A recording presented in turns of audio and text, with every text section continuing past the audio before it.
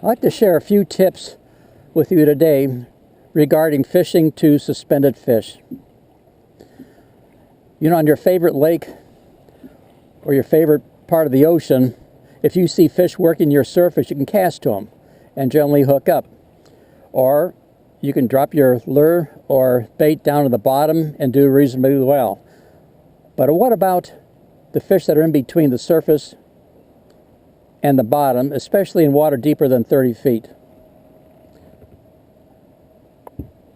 Well, you could hook your bait on to a bobber and cast it out and hope for the best. You can cast and hope for the best. You can also attach your lure to a downrigger. And generally that gets you in position where the fish are located vertically. But there is only one technique of all techniques in sport fishing that permit you to keep your lure in front of the game fish almost 100% of the time. And that's vertical jigging. Now, jigs I'd be using, well, the water here is about 80 feet deep maximum, so we'll be using the sonic bait fish.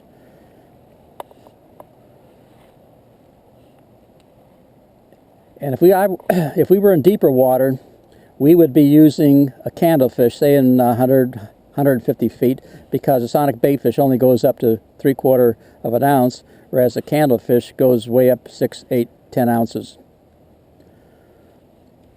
All right, this is our screen. The left half shows the bottom 10 feet, and the right half shows from the surface to the bottom. And we're right now in about 70, almost 72 feet of water. Now I'm going to drop this 1/3 ounce Glowstar Trues sonic baitfish, and I want you to watch how it falls on the screen. Let's see if we can pick it up. Because of its action, there we are. It's falling through the water column.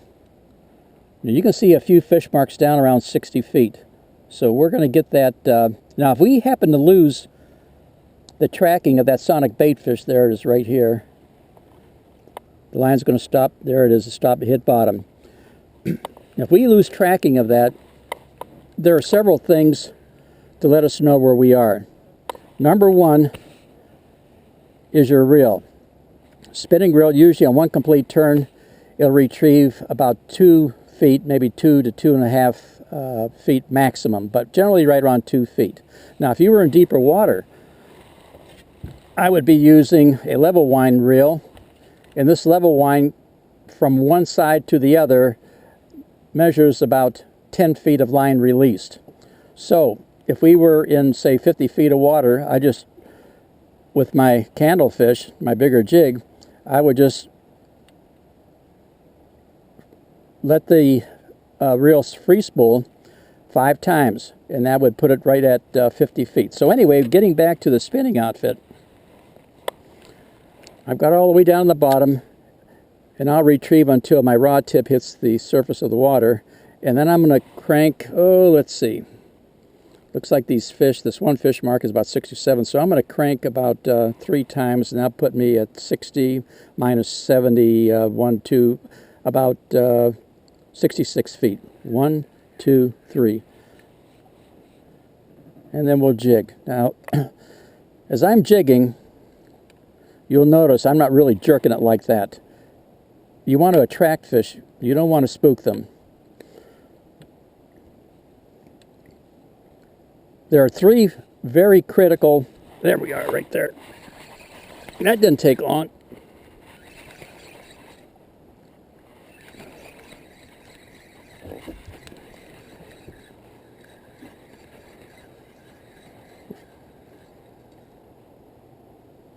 That looks like a small cutthroat trout. Good release. We're using barbless hooks. So anyway, we'll try that again. We're going to drop that lure down to the bottom. Let's see if we can track it again. Here we go.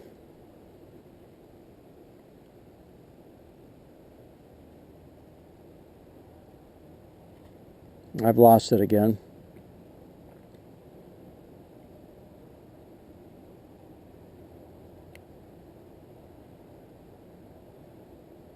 Okay, hit bottom.